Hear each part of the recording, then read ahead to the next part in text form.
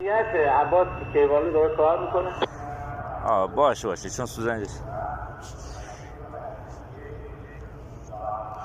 شغل ما هم سوزنبانی، این هم سوزن خط 6.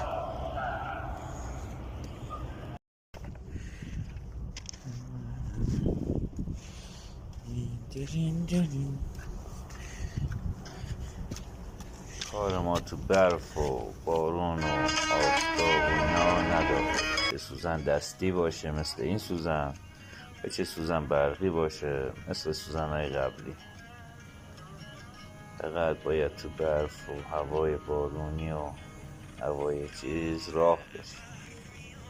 این است جای همه عزیزان خالی، محل کار ایستگاه مشهد.